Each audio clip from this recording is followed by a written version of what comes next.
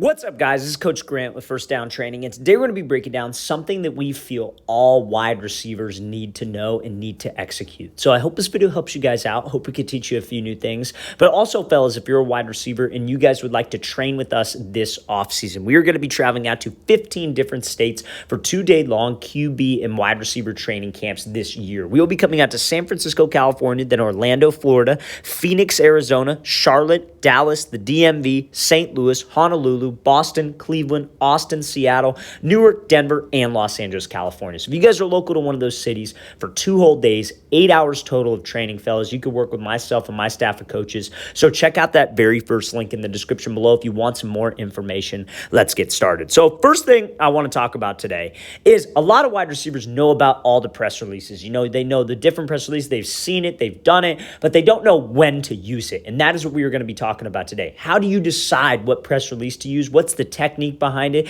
And how do you pretty much pick out of the million different press releases there are? So this first example here, we're going to be going over a 4-step crossover release. So what is a 4-step release? So a 4-step release is pretty much exactly how it sounds. You're taking 2 steps and then you're taking a crossover. So it's 1, 2, crossover, 3, 4. So when we have a DB who's lined up inside shade and we want to take an outside release, that is when I like this 4-step release. So it varies based on how close or how far he is, because you can do this 4-step when he's in press, and that's the next example we're going to discuss, and you could do it when he's 5 yards away from you sitting right on the goal line, because there's different speeds and there's different ways to use this type of release. So let's count these wide receiver steps. When he comes off the ball, that's the first step, so that's 1.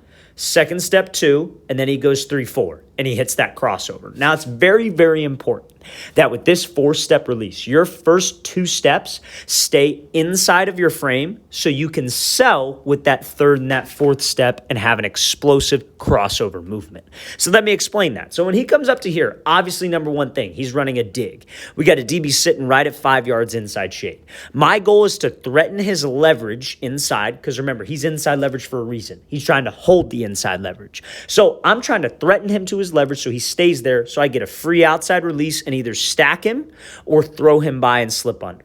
Now, when I go at him here, it's very important that when I do this crossover move, I'm actually selling to the inside. I'm actually stepping into his frame. I'm selling with my hips and my shoulders, because that's the only way he's going to sit. So if I take those first 2 steps off the line, 1, 2, but those steps get wide, they're outside of my frame, maybe they're slower steps, I'm not going to be able to take a quicker 3, 4 and threaten his leverage. So this wide receiver, first 2 steps, they stay inside of his frame. Then he goes 3, 4.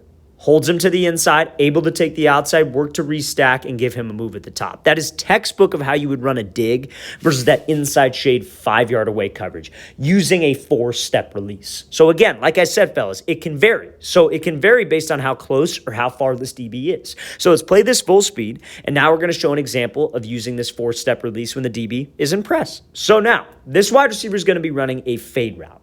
Now, 4-step release, it's honestly like you can use it pretty much on any type of outside release. So you could take an outside release on an inside breaking route. You could take an outside release on an outside breaking route, or even a fade.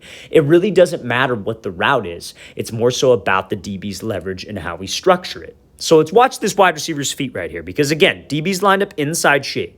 So what's his goal? Prevent the inside, just like we talked about in the last example.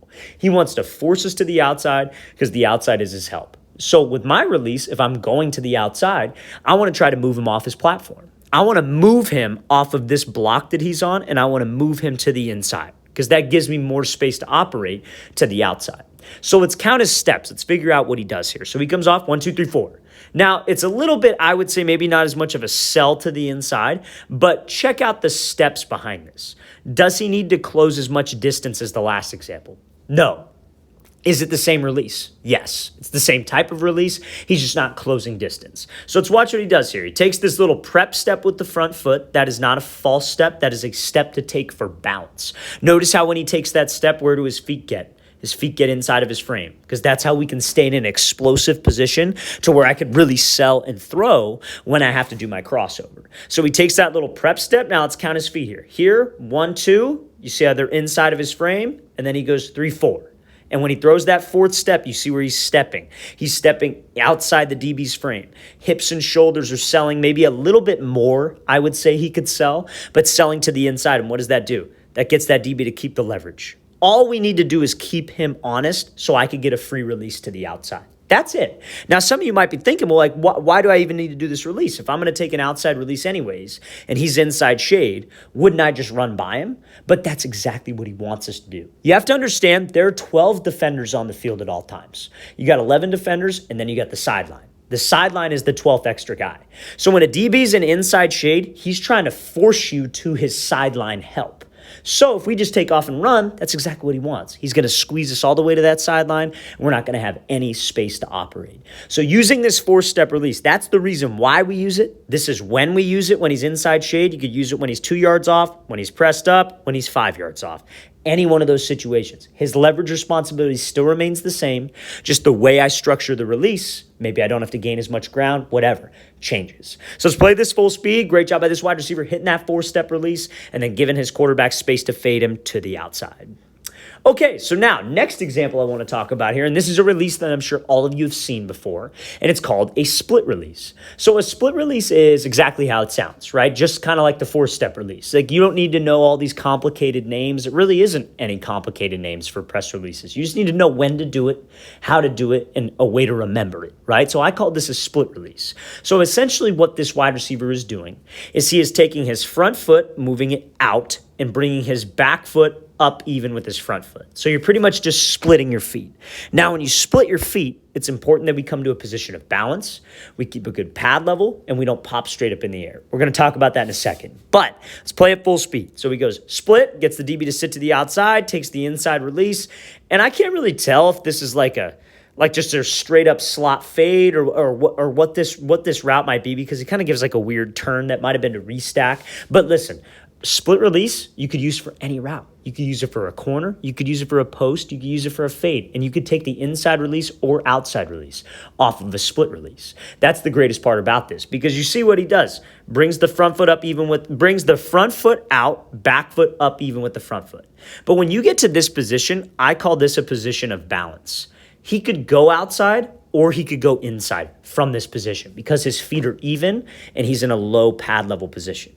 Now, when he does this release to this DB, when do you want to use this, right? You could use it, honestly, against any type of leverage. I personally love it against head-up press because you can get a read on the DB. Like, let's say, for example, the DB's inside shade. Can you use a split release? Yes, you could split, and what I would recommend is maybe giving like an extra jab inside. You split, give a jab inside, then take the outside release. Attack his leverage, threaten his leverage, then go outside. Maybe the DB's outside shade press. You do the exact same thing. He's outside shade, you split, maybe I give an extra jab step with my outside foot, take the inside release. He's head up, I could go either way. I split, I get a read on him, I see which way he's shading. Maybe he shades to the outside a little bit. He's giving me the inside release. Maybe he shades to the inside. We get a read on him. That's why I love the split and head up press. We just have to make sure that I get to a position of balance. A lot of wide receivers, the mistake that they will make on this split release is they will do a split, but they will jump. They will pop their chest straight up in the air. That is going to be the easiest jam in the world for this linebacker, DB, safety, whoever's pressing you. You want to pretend, this is what I tell my wide receivers, you got a small door over the top of your head. When you do a split release, you do not want to pop up and hit that door. Stay under the door, be sudden with your feet, hesitate, freeze him, then leave him based on whatever direction we are trying to sell. Let's play this thing again, full speed, one more time. So split release, fellas. So many wide receivers know about these releases. They just don't know when to use them. You got to know the situation to use them. You have to understand timing, spacing, the works of the entire play. So that brings me into my next example here with Stefon Diggs. So he's going to be running a slide release slant. Now, we've all talked about the slide release. I don't think I need to go over the mechanics of the slide release with you, but everybody's biggest critique, if it's not a game situation and you talk about the slide release, the number one hate thing that people say is, and the number one thing where they crap on this release is, that takes too long. It takes too long. And it's going to take too long if it's the wrong situation. You got to understand that about everything.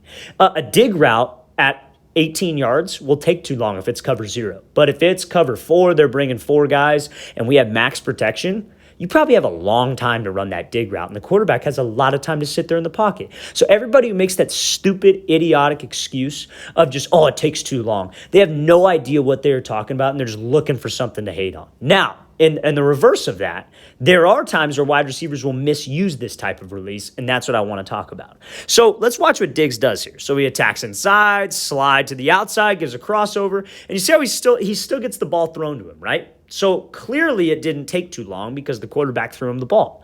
But why would he do this type of release? This is not a release you use when it's cover zero, quick slant, quarterback's just catching, taking one step and throwing. This is why it's so important for wide receivers to understand the full play concept. So many times young guys, wide receivers, they're lazy. They'll just be like, oh, I got a slant on that play. Well, yeah, what read are you? What's the quarterback's footwork? What's the pass protection from the O-line? And you don't need to know their entire responsibility. But let's say, for example, these are two passing concepts I've heard before. Like you got club protection or like maybe like heart protection, and that is like 3-step, right? So that means that it's a 3-step passing concept for the quarterback. He's in shotgun and he's taking a 3-step drop. Well, some people would call it 5-step because like it's always based around being under center. So like 5-step under center, 3-step from shotgun, right? So that means that the quarterback has a little bit more time. Offensive linemen are pass prone. Now let's say there's a pass concept called joker, and that's the quick game. So that's 3-step under center, and that's quick game from gun, right? So that means the quarterback's just taking 1 step and firing. So let's say you have a play concept where you're running a slant, but you hear the protection club or heart. I'm automatically thinking, okay, I might be the first read on this play, or I could be a later read on this play. Quarterback's got to take a 3-step drop. Maybe he's looking somewhere else, then coming back to me. Maybe we have a slant and the slot receiver's running a corner and he's looking corner back down to slant, but it's heart protection, so I might take a little bit longer with my release. That is when you do these types of releases, fellas. That is when you can come off the line, be a little bit more patient because it times up with the quarterback's drop. Now, that brings me into my next example. What do you do if you are first read? If it is quick game, if the quarterback is taking a step and throwing? Because on that last example, Diggs did a slide release, right? He slid to the outside, attacked the outside shoulder, DB jumped, he did a crossover and ran a slant. So what do you do if you are first read and you have inside shade coverage? You do something called a diamond release. So that's what this wide receiver does right here. He does a diamond, 1, 2, 3. 3 steps attacking the outside shoulder and the outside hip of the DB. It accomplishes the same thing, but it's at a faster tempo. So you see how he comes off here. He takes a kick step with his back foot. 1, 2, 3. Going right at his outside shoulder, right his outside hip, running hard. Could have taken maybe longer strides, I feel, but hips and shoulders are committed. Everything about that looks like a fade. Just like how that slide to the outside crossover looks like a slide and go fade, where you're sliding, let the DB sit inside, then take off and fade. You're still doing the same thing. You're still selling the same route. You're running the exact same route, but it's a different timing, and it's based on the play. What read are you? What's the quarterback's footwork? Is it play action? Is it sprint out? Or is it quick game, get the ball out of his hands? That's why you have to understand full play concepts as a wide receiver, and that is how you can pick what releases to use. There are a million releases to use. You got to find 5 or 6 that you like based on the different routes that you know you have to run. Let's play this thing again, full speed one more time. Great job by this wide receiver using that diamond release and creating separation. All right, fellas, I really want to thank you for watching. I really appreciate it. If you guys have any questions at all, don't hesitate to leave those in the comment section below. Always appreciate the feedback. It's always great to hear from you guys. And again, fellas, if you would like to come out and get some work in with myself and my staff of coaches, we're coming out to 15 different states this year for 2-day-long QB and wide receiver camps. So check out that very first link below if you're interested, fellas. I'll see you guys next time.